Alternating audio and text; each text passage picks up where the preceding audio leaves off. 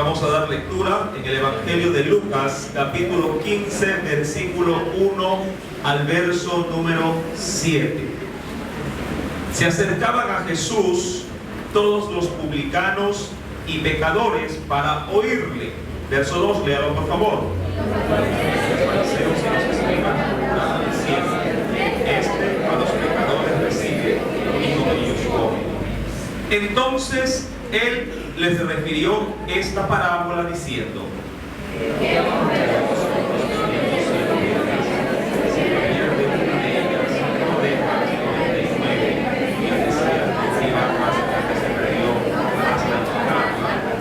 y cuando la encuentra, la pone sobre sus hombros gozoso.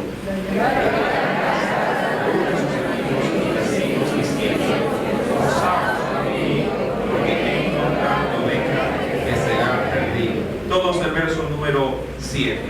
Os digo que sí habrá más gozo en el cielo por un pecador que se arrepiente que por 99 justos que no necesitan de arrepentimiento. Amén. Hasta ahí la lectura de la palabra. Vamos a inclinar nuestro rostro, vamos a orar y a poner esta enseñanza en las manos de Dios.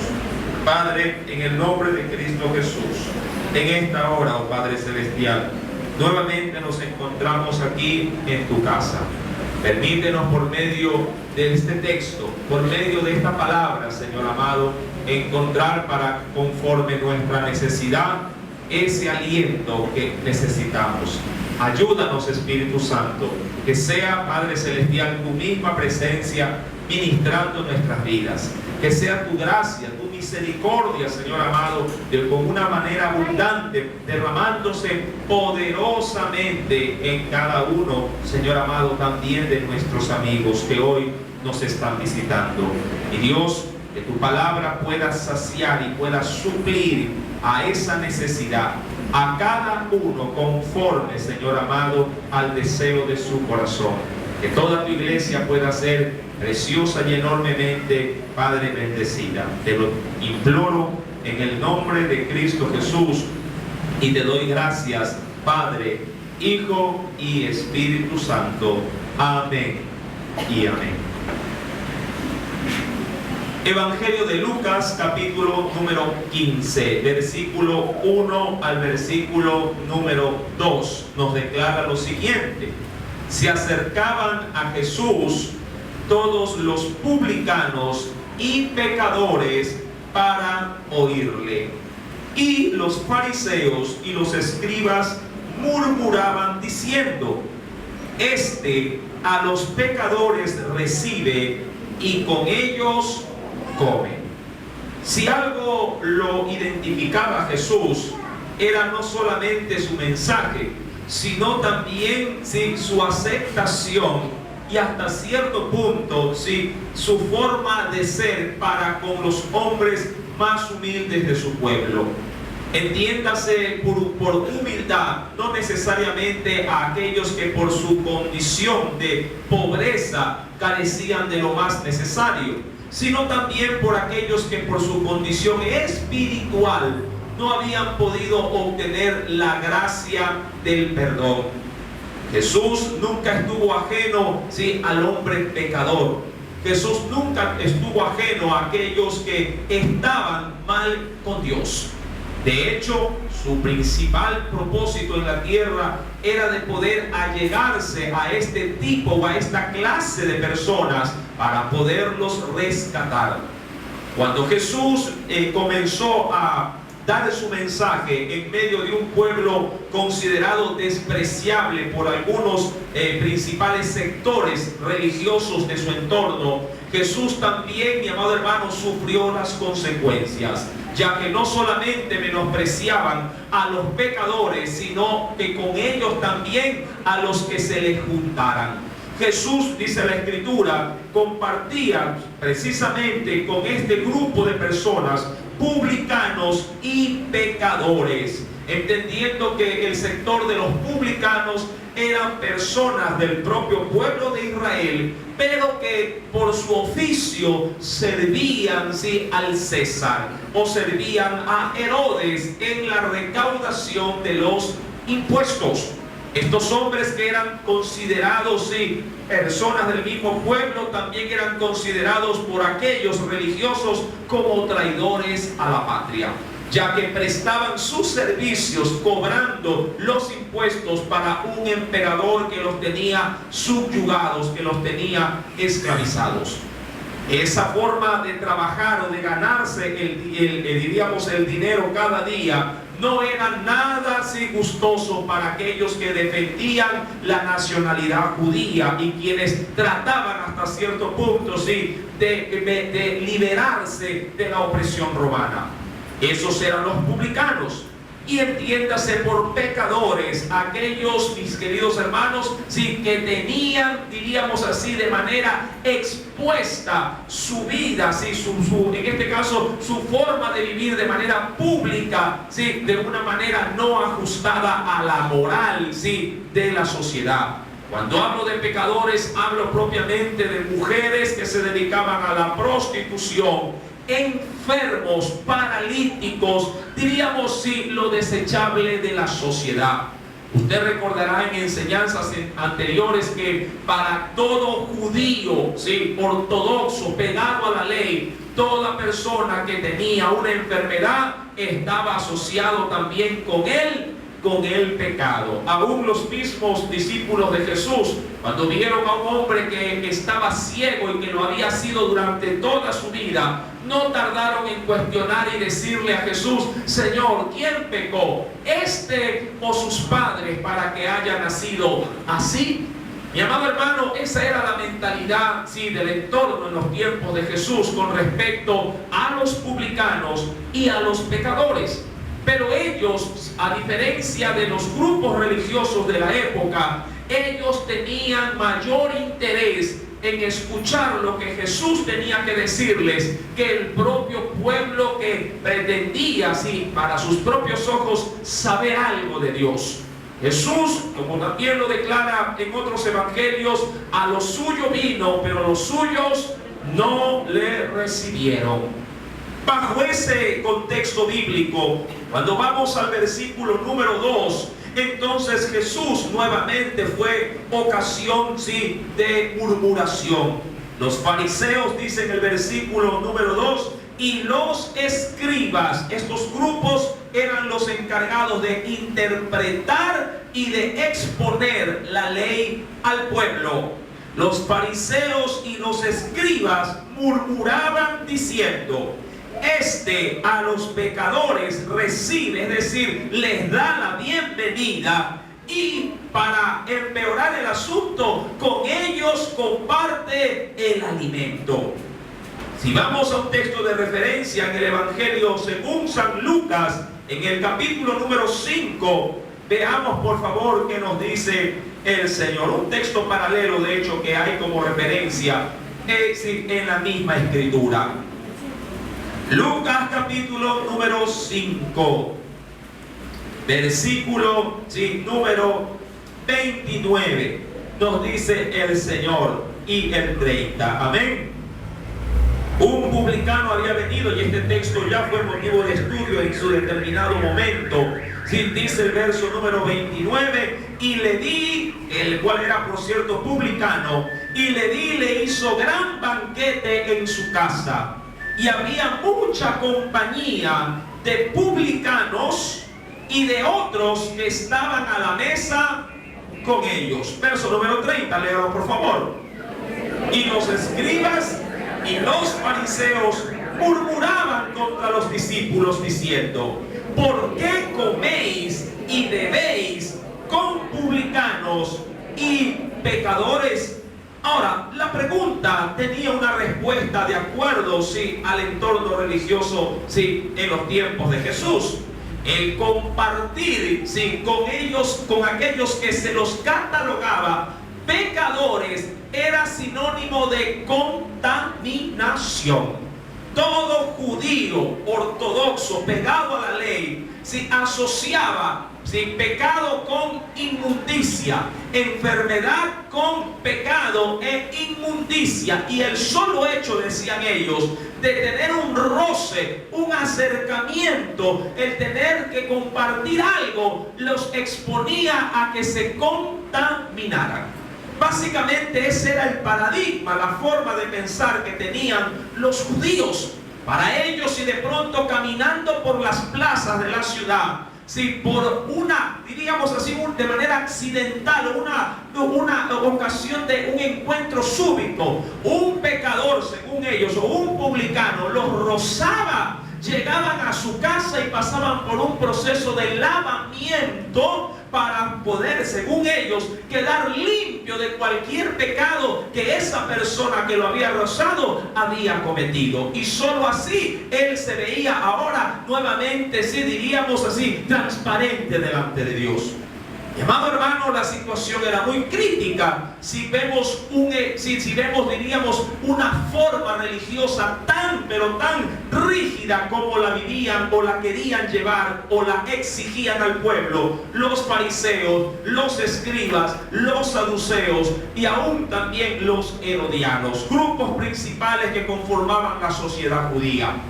Cuando vamos pues a capítulo 15 del Evangelio de Lucas, que es el texto que vamos a meditar en esta noche, y esto que se ha dicho solamente forma la introducción a la enseñanza.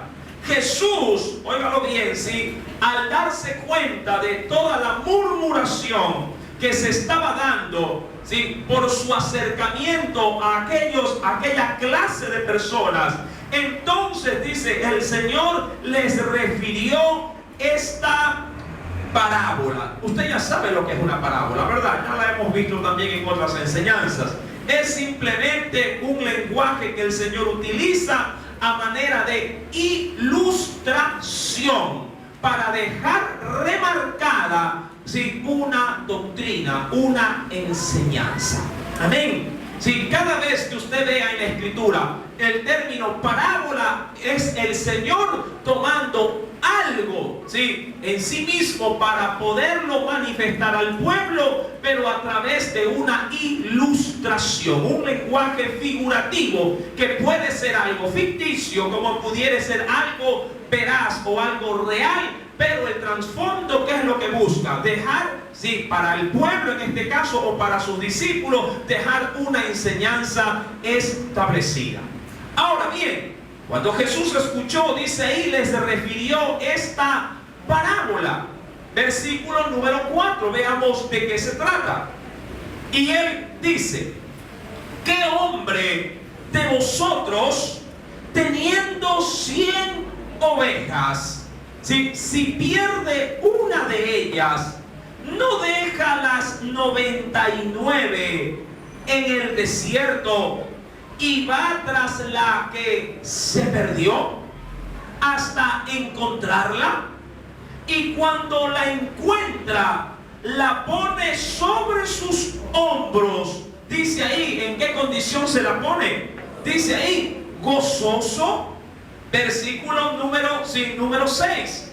Y al llegar a casa, reúne a sus amigos y vecinos diciéndole, gozaos conmigo, porque he encontrado mi oveja que se había perdido. Hasta ahí quiero llegar por el momento.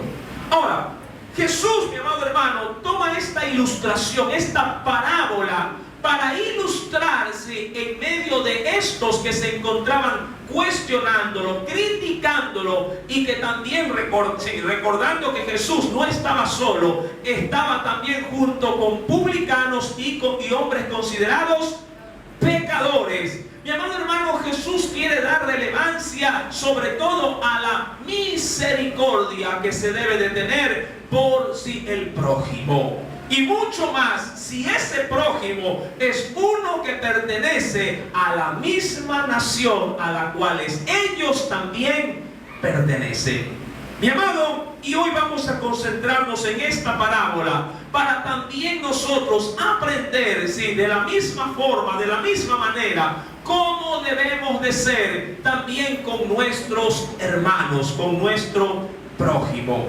Porque al parecer muchos se han desenfocado o han puesto otro tipo de prioridades en el Evangelio, ajenas a lo que el Señor nos ha enseñado. Cuando vamos a la Escritura, analicemos por favor esta parábola simplemente como una referencia de enseñanza. Recordará que cada parábola es una ilustración de una enseñanza. Versículo número 4. ¿Sí? Vayamos ahora de una manera mucho más detenida. Dice el Señor: ¿qué hombre de vosotros, teniendo 100 ovejas, si pierde una de ellas, no deja las 99 en el desierto? Ahora, ¿a dónde apunta Jesús con esta ilustración? Mi amado hermano, el Señor quiere provocar en medio de ese auditorio, es decir, fariseos y escribas, que ellos también, al igual que cualquier individuo, pueden llegar a sentir afecto o estar identificados. Mire, y cómo el Señor en su sabiduría lo ilustra en este caso con qué tipo de especie, con una oveja, es decir, un animal.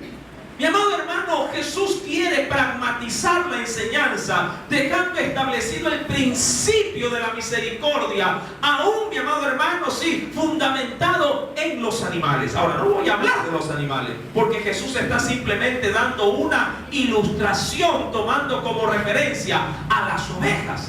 Pero la intención de Jesús es despertar en esta clase en este caso de judíos, de israelitas, que tienen que también abarcar dentro de su egoísmo, dentro de su corazón obtuso, cerrado, sí, que así como ellos se pudieran preocupar por su propio ganado, por su propia ganadería, sí, cuánto más deberíamos también de estar interesados en el prójimo o en aquellas personas que el Señor ha hecho a su imagen y a su semejanza. Mi amado hermano, y ahí podríamos rescatar en esta noche un primer y gran principio espiritual.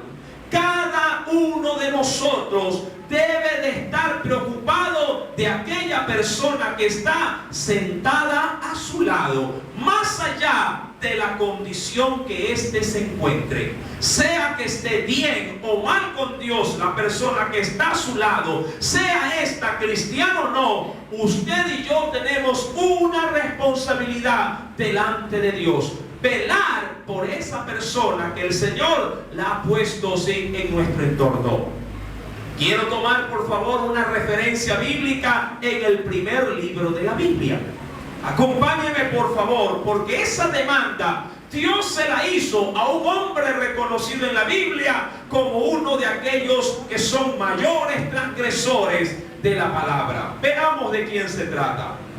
En el libro del Génesis, acompáñeme por favor al capítulo número 4. Y si se la hizo a él esta demanda, ¿cuánto más a los que decimos ser parte del cuerpo de Cristo? Libro del Génesis, capítulo número 4.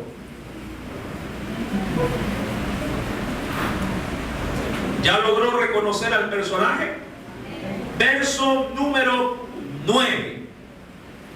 Génesis capítulo 4, versículo número 9. Dice el Señor, léalo por favor conmigo. Y Jehová dijo, ¿a quién? A Caín. ¿Dónde está Abel, tu hermano? ¿Qué respondió? Y él respondió, no sé. Y hace una pregunta desafiante. ¿Soy yo acaso guarda o responsable? Lo que bien también se pudiera entender, ¿no? Sí, o responsable de mi hermano. Pregunto. Si el Señor le hizo esta interrogante a Caín, ¿se la habrá hecho por gusto o porque verdaderamente debemos de ser responsables de nuestro prójimo? Y no se diga más de nuestra propia familia. Mi amado hermano, Dios no le preguntaba a Caín como que si él tuviera la opción de no ser responsable por su hermano, sino que se lo pregunta a fin de que él pueda llegar a recapacitar en una tarea que él no la había llevado a cabo.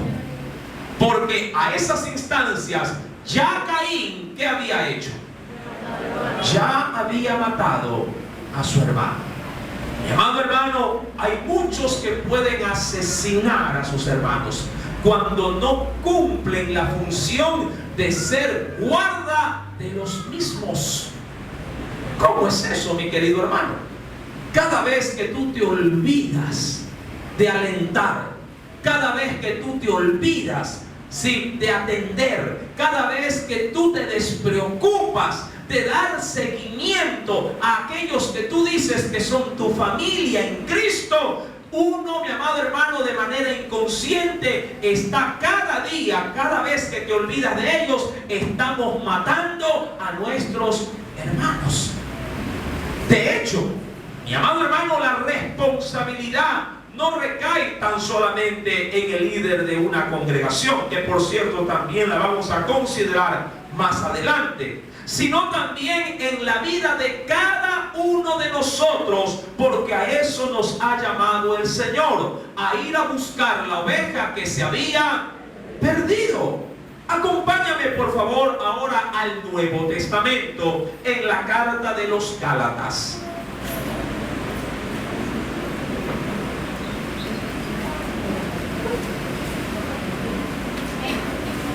Luego de los Corintios. Y me encanta porque en ese texto la condicionante o la demanda de Dios nos la hace justamente para con quienes están mal con Dios. ¿Ya lo encontró?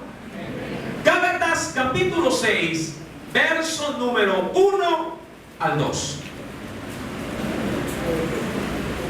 Gálatas capítulo 6, verso 1 al 2. ¿Ya lo tienen? Dice el Señor: hermanos. Ahora, ¿a quién le habla? ¿A quién? ¿A los no creyentes o a los creyentes? Sí, por eso el término de hermandad. Hermanos, si alguno fuere sorprendido, mire que habla de entre los mismos hermanos. Si alguno fuere sorprendido en alguna falta, ¿cuántos saben que aun cuando somos cristianos igual les fallamos al Señor?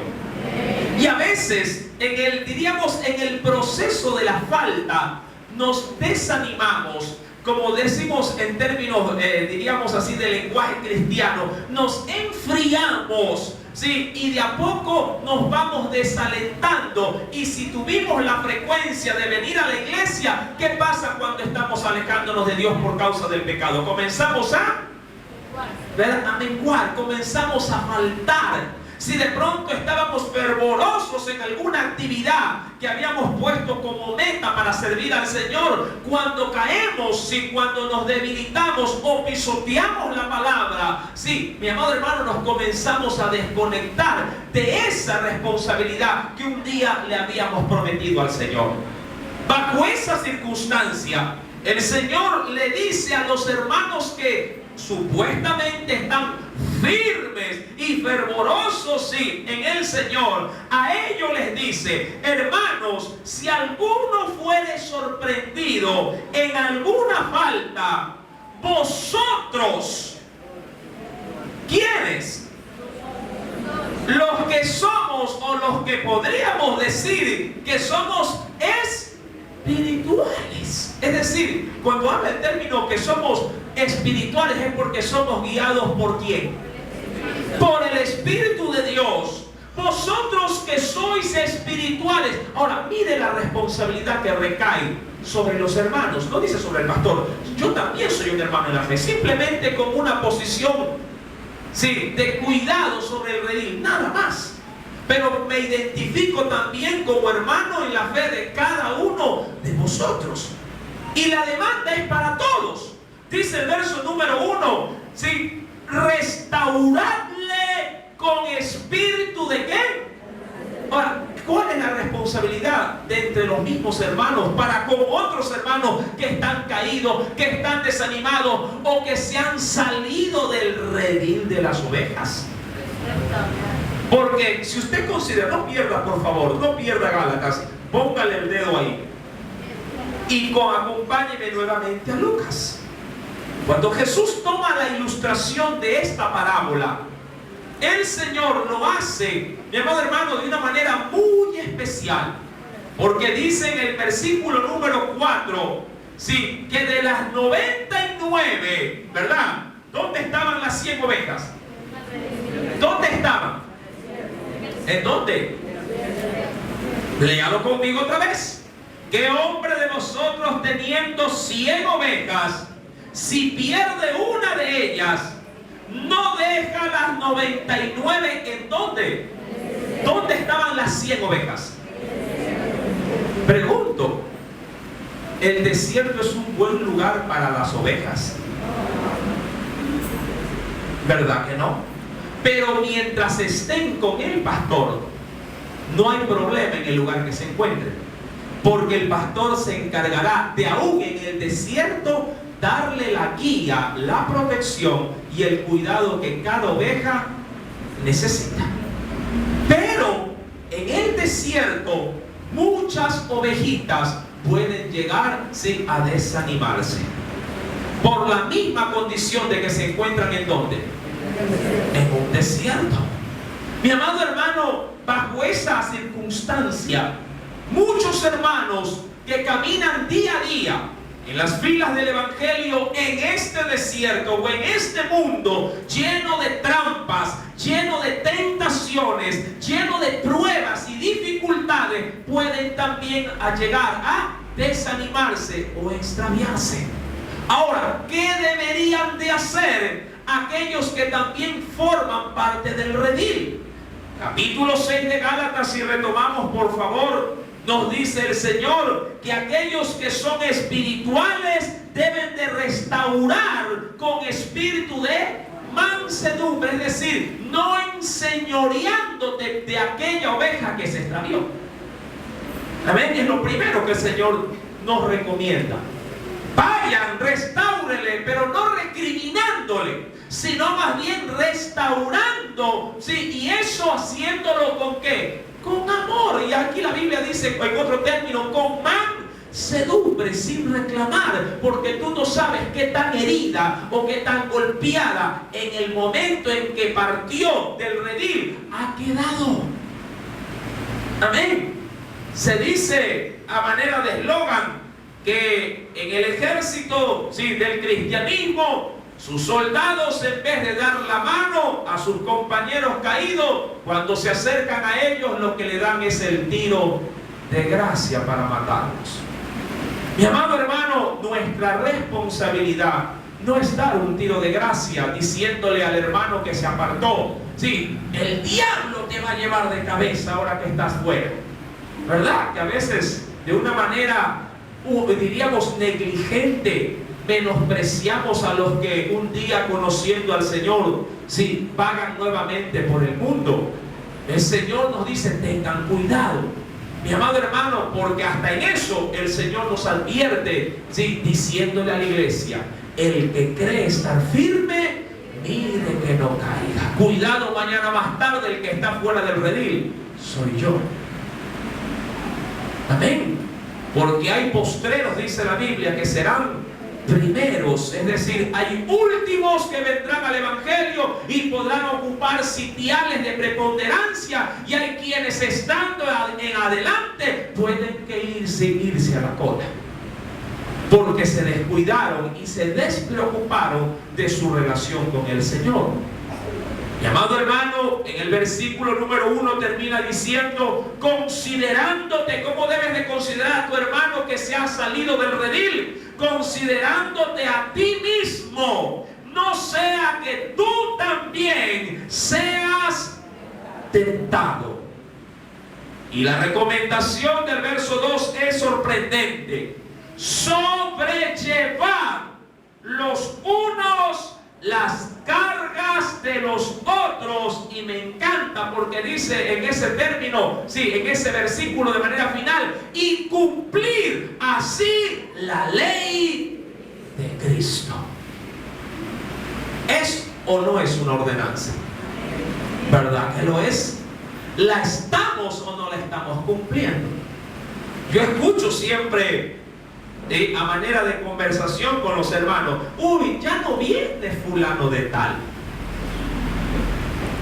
Ya no, ¿qué será de la vida del hermanito? Porque a veces ni el nombre le saben.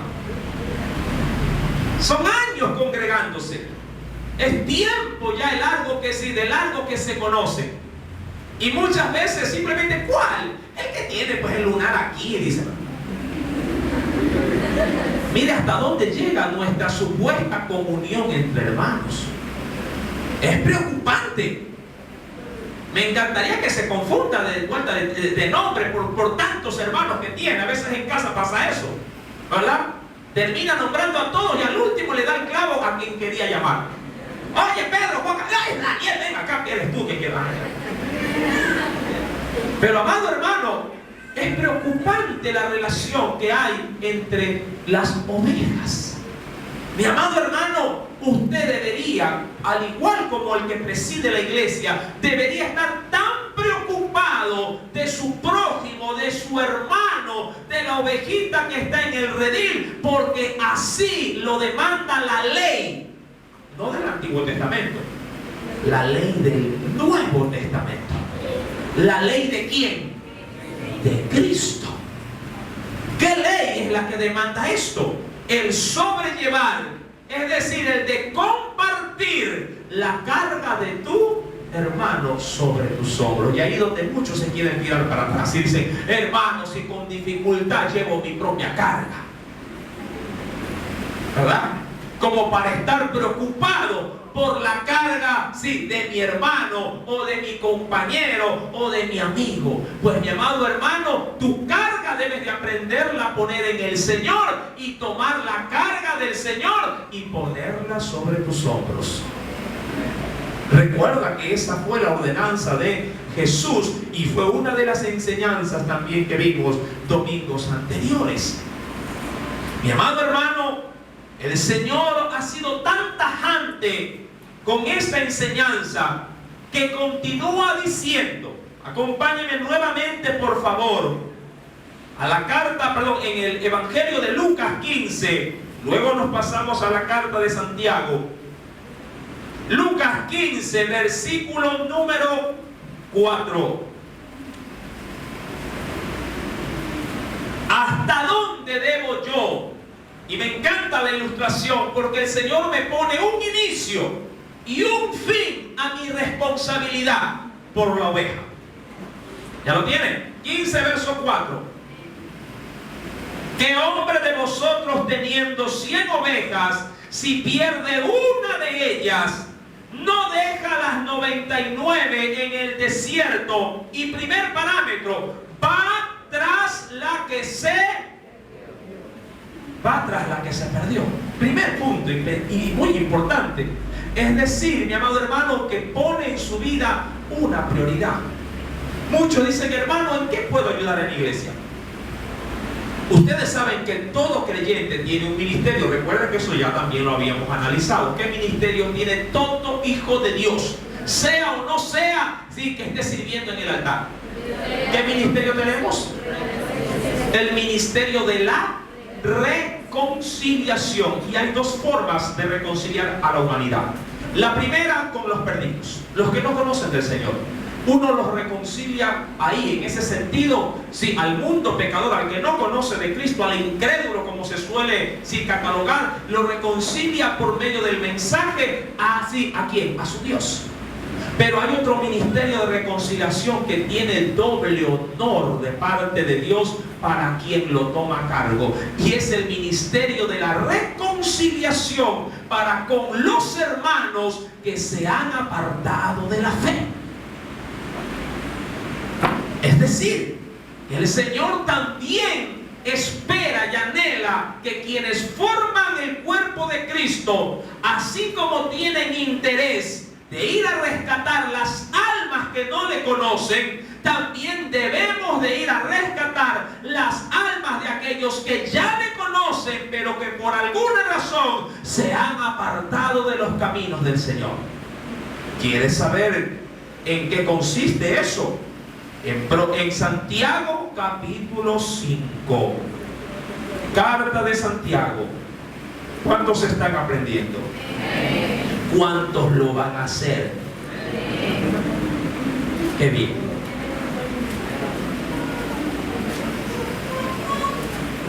Santiago capítulo 5.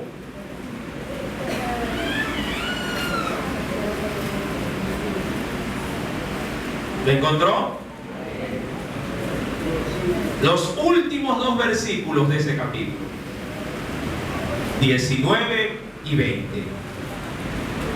Santiago capítulo 5, verso 19 al 20. Hermanos, ya como que está, ¿verdad?, sobreentendido, ¿no?, a quién va dirigido. Lo mismo que dijo la carta de ¿qué? De Gálatas. Hermanos, parece que muchos se olvidan de eso y de leer la Biblia. Si alguno de entre vosotros, ¿de quiénes? De los hermanos, de los cristianos. Si alguno de entre vosotros se ha extraviado de la verdad, y alguno, ¿de quiénes? De los hermanos, de los que son espirituales, y alguno le hace, ¿qué cosa a su hermano extraviado? Le hace volver. Sepa que el que haga volver al pecador del error de su camino, salvará de muerte un alma y cubrirá multitud de pecados. ¿Sí me está entendiendo? La importancia, mi amado hermano, de estar involucrado, no solo como oveja, sino como cuidador aún de su compañero, de su compañera, que comparte con usted la fe de Cristo Jesús. ¿Por qué se extravían las ovejas? Bueno, eso es sencillo. Porque están en el desierto. Y en el desierto los peligros, ¿sí?, la exposición a los riesgos siempre es latente, y no todas las ovejas suelen tener las mismas condiciones de fortaleza que tuvieran algunas, ¿sí?, o pocas de otras ovejas. ¿Verdad que hay ovejas que son gorditas? ¿Verdad que sí? Hay ovejas que producen mucha lana. Hay ovejas que ni lana tienen, ¿verdad? Miren su familia, miren sus hijos. Hay hijos que son enfermizos. ¿Cuántos tienen hijos enfermizos? No hay hijos. Sí hay hijos. Yo tengo 3, y de los 3, uno es enfermizo. Hay otros que sí pueden pasar por él las 10 plagas y ninguna le pega. Son fuertes, ¿verdad? Asimismo, mi amado hermano, en la iglesia hay ovejas que de pronto, si yo le doy la mano, dicen: ¡ay, me saludó el pastor! ¡Qué bueno! Y ese día va contento. Y el día que me olvido dice: ¡ay, el pastor no me saludó! Yo ya no voy más para la iglesia. Susceptibles. Amén. Inexpertas, diría yo, inmaduras. ¿Qué hago yo? ¿Me enojo con la oveja? No. ¿Cuál es mi obligación? Irlo a buscar. Y le decir: hermana, sí, disculpe que no le pude dar la mano, pero vengo a darle un abrazo. Y le pone: ay, hermano, ¿qué me va a creer? No voy a pensar que me vaya enojando. No.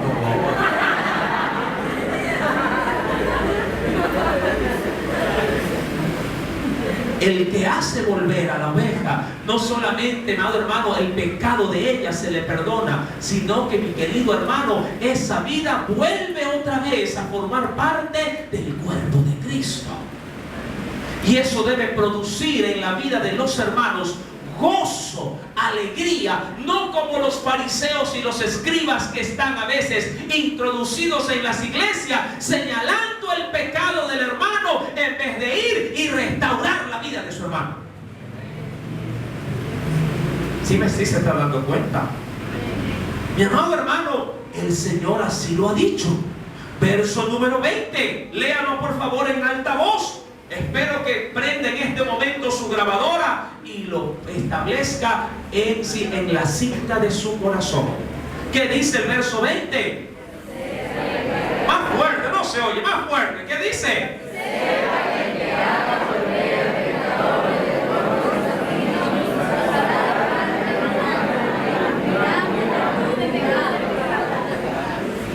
Amén. Es mi responsabilidad y también la suya.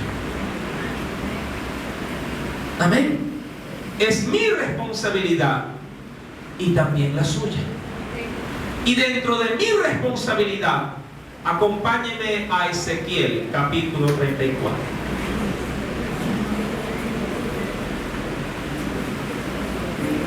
Y esto va no para el pueblo que está oyéndome aquí en la iglesia, sino para los líderes de congregaciones que me pudieran ver a través del internet. O aquellos que pretenden o desean o anhelan ser servidores como pastores. ¿Cuántos anhelan el pastorado? Pero esto es un buen anhelo, amén. Mi esposa lo anhelaba de lejito. Pero el Señor es el hacedor de maravillas. Ezequiel capítulo 34.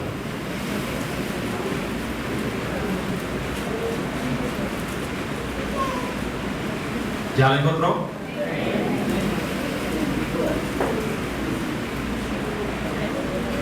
Verso 1 en adelante. Voy a leer hasta el versículo número 8.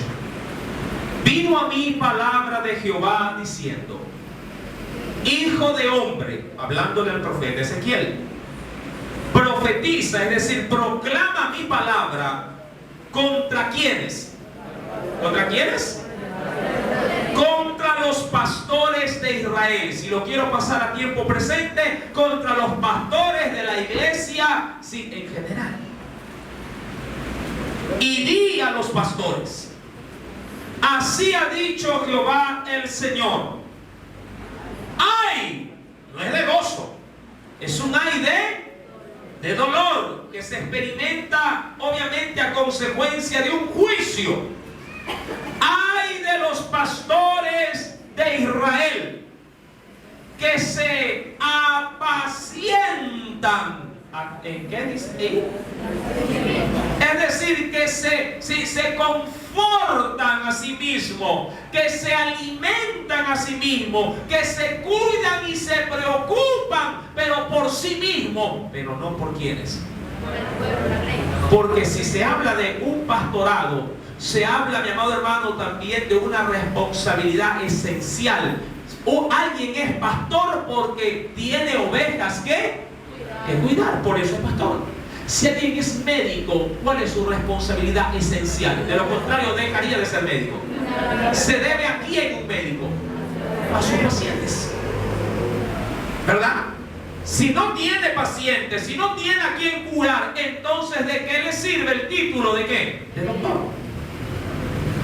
De la misma manera, el Señor dice con respecto a esto, que se apacientan a sí mismos, no apacientan los pastores. Hace la pregunta: ¿no están ahí los pastores para quiénes? ¿A los rebaños? ¿A qué se dedicaban cuando habla de apacentarse a sí mismos? Mire lo único que hacían estos pastores. ¿Coméis qué cosa de las ovejas? Las grosuras. Ahora, este asunto golpea durísimo a la condición actual de los liderazgos de la iglesia. Hombres que solamente ven en la feligresía signos de dólares. Sí, no tengo aquí el canastito de las ofrendas. Ya hay uno, préstame por favor. Vamos a ilustrar. Si Jesús ilustró, ¿por qué yo no? Hoy los pastores se dedican a esto. Ofrendas, diezmos, promesas, primicias, pactos y todo tipo de medio para meterle la mano al bolsillo.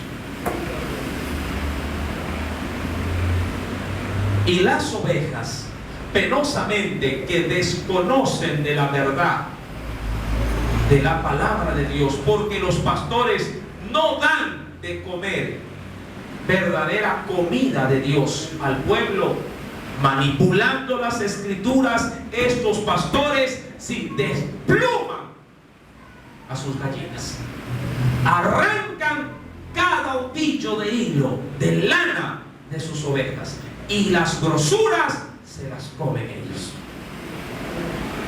Amén. Mi amado hermano, el Señor para ellos tienen un ay de juicio. Hoy viven bien por las ovejas, comen bien por las ovejas, andan en buenos autos por las ovejas, gozan de los mejores deleites por las ovejas. Pero cuando el Señor les quite las ovejas, ay para ellos. Porque aparecerá el príncipe de los pastores, de los cuales Él es el dueño de las ovejas, y les pedirá cuenta. Podrán tener deleite en esta tierra. El día que sus ojos se cierren, ay para los pastores indolentes. Ellos comían de la grosura y os vestían de la lana, la engordada, a la que más daba.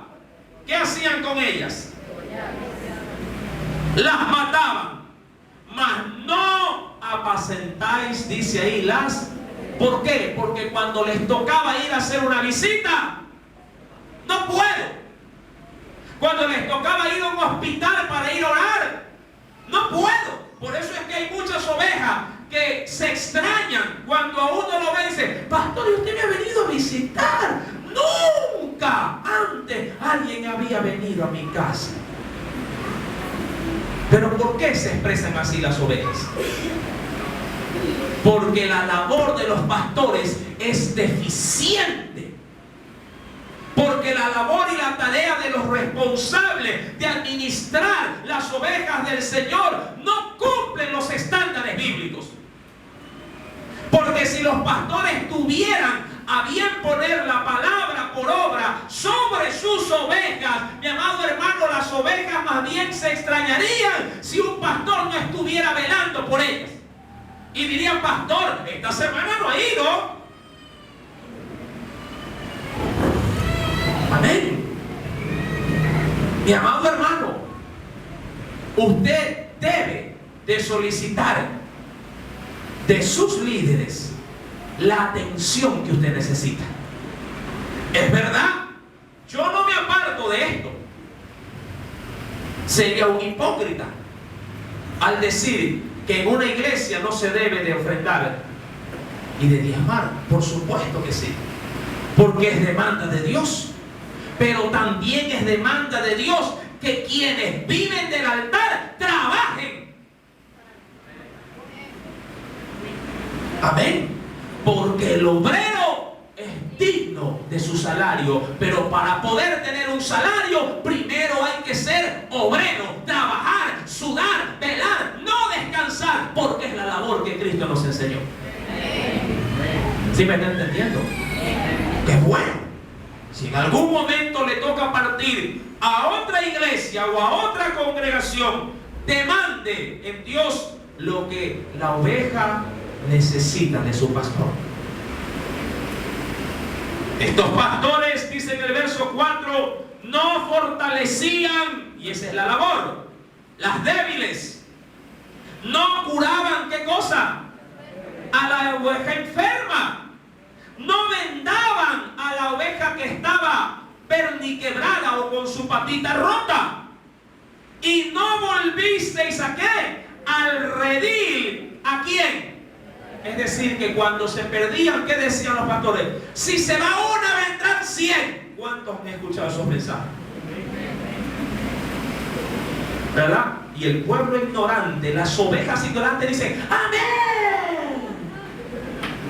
Y el Señor dice, qué pena que me das, porque yo di también mi sangre por ella, y tú la dejas ir sin consuelo, sin el socorro que esa oveja necesita. ¿Sí me estás entendiendo? ¿Cuántos quieren el pastor ahora? Sí, en nombre de Jesús. Verso número 4. No volvisteis al redil a la descarriada, ni buscasteis la perdida, sino que os habéis enseñoreado de ellas con dureza y con violencia. ¿Qué pasa con las ovejas? Verso 5. Andan errantes por falta de ¿qué? De pastor. Y son presas, porque están errantes, son presas de todas las fieras del campo y se han dispersado. Anduvieron perdidas, dice el Señor, mis ovejas, porque no le pertenece a hombre alguno, sino a Cristo, quien murió por ellas. Anduvieron perdidas mis ovejas por todos los montes, en todo collado alto y en toda la faz de la tierra fueron esparcidas mis ovejas, y no hubo quien las buscase, ni quien preguntase por ella. Por tanto, pastores, oíd palabra de Jehová. Vivo yo, ha dicho Jehová el Señor, que por cuanto mi rebaño fue para ser robado y mis ovejas fueron para ser presa de todas las fieras del campo, sin pastor, ni mis pastores buscaron mis ovejas, sino que los pastores se apacentaron a sí mismos y no apacentaron mis ovejas. Por tanto, oh pastores, oíd palabra de Jehová.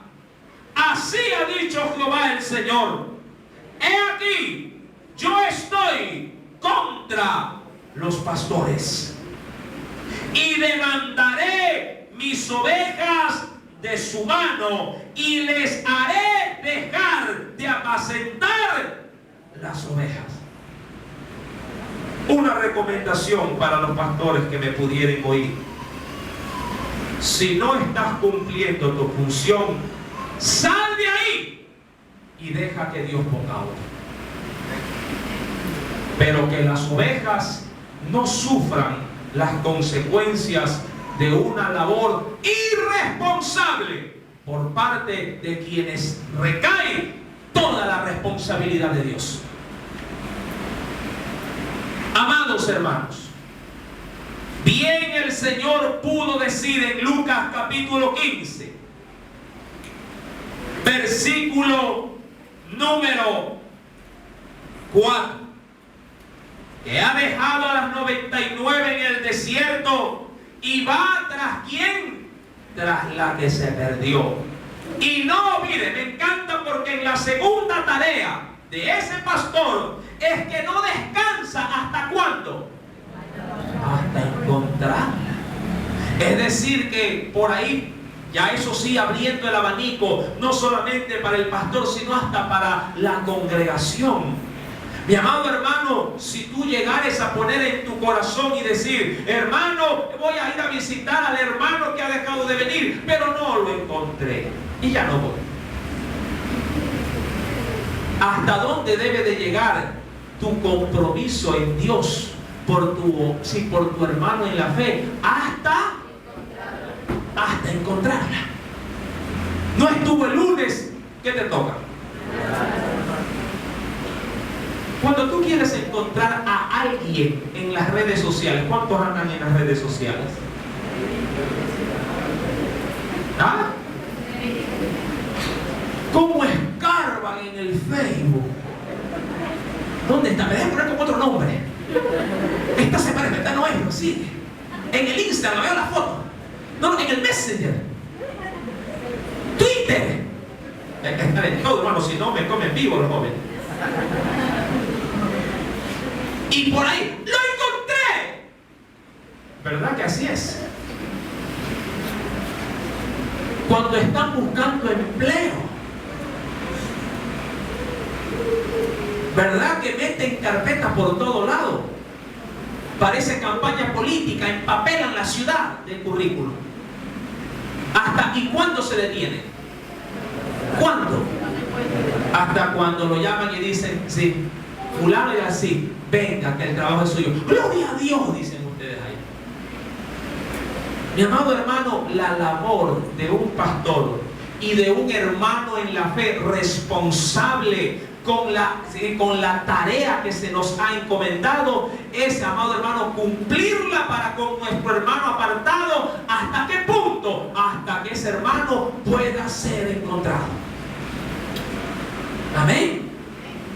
Porque así cumplimos, recuerde lo que decía Gálatas, ¿qué cumplimos así? La ley de Cristo. Y dice la Biblia que una vez que la encuentra, ¿qué sucede? Verso 5. Y cuando la encuentra, la pone, ¿en dónde la pone? Es decir, como que le agarra de la mano al hermanito, aun cuando ya sabe el camino de la iglesia, pero él se cerciora y le dice, hermano, qué bueno que hoy hemos hecho la fe de reconciliación, la oración de fe de reconciliación, y hoy yo lo vengo a ver. Porque quiere, ¿qué cosa? Garantizar de que esa almita, esa ovejita, sí, no se vaya a volver a extraviar. Yo le aseguro que si usted haría esa labor con su hermano en la fe, yo le aseguro que como le costó, dicen allá afuera en el mundo, sangre, sudor y lágrimas, usted la cuidaría, usted la protegería, porque le ha costado traerlo para que se siente en una silla. ¿Sí o no? ¿Cuántos cuidan las cosas que compran? El marido le dice a veces a la esposa, yo te presto todo menos mi carro. Los jóvenes tienen otra fórmula, ¿sí? Todo te doy menos mi celular. Es como es parte del alma. El marido también le puede decir a la mujer, te doy todo menos mi billetera. Esa la administro yo. Mi amado hermano, si tú trabajaras por las almas del Señor, yo te garantizo que tú estuvieras defendiéndola, cuidándola, protegiéndola, y el día que tú veas que alguien quiere hacerle daño a la oveja que tú has tomado como responsabilidad, tú saldrías así frente a él como un tigre diciendo, ¿qué pasa con mi hermano? ¿Por qué le habla así? ¿Verdad? ¿Qué madre no defiende hacia sus hijos? Cualquier problema con él, ¿qué dice la madre? No, tigre, conmigo, dice.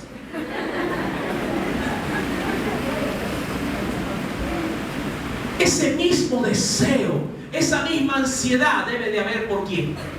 Por tu hermano, por la oveja que se ha perdido. Mi amado hermano, dice el Señor, y al llegar a casa en el verso 6, reúne a sus amigos y vecinos diciéndole, gozaos conmigo porque he encontrado mi oveja que se había perdido. Todos por favor leamos el verso 7 para concluir. Os digo que así habrá más gozo en el cielo por un pecador que se arrepiente que por 99 justos que no necesitan de arrepentimiento. Si el Señor habló a tu vida, ríndele a mi Dios una fuerte aleluya. Oremos. Padre, en el nombre de Jesús, en esta hora, ¿cómo no agradecer tus misericordias para conmigo? Siempre hemos leído la parábola de la oveja perdida, pero nunca la habíamos entendido con el alcance y la magnitud que posee dicha parábola. Hoy la entiendo, pero hoy también entiendo mi responsabilidad. Te he estado fallando, Señor, porque yo sí soy guarda de mi hermano. Mi Dios, permíteme involucrarme con la labor de la iglesia. Permíteme velar por mi hermano en la fe. Y voy a proponerme no solamente a reconocerlo de vista, sino de conocerlo aún por nombre, a saber dónde vive, a tener su dirección, su número, a compartir con él sus necesidades y también sus alegrías, a estar identificado por aquella persona por la cual tú, oh Señor, también diste tu sangre para salvar, como la diste por mí.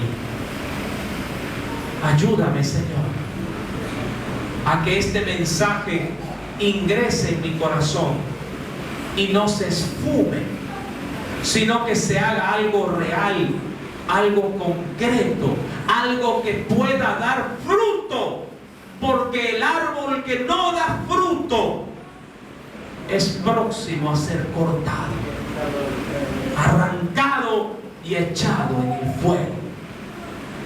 Señor, yo quiero dar fruto y quiero identificarme con mis hermanos, con tu cuerpo, con la labor de la iglesia. En el nombre de Cristo Jesús. Amén y amén. Que el Señor añada mucha más bendición a su palabra.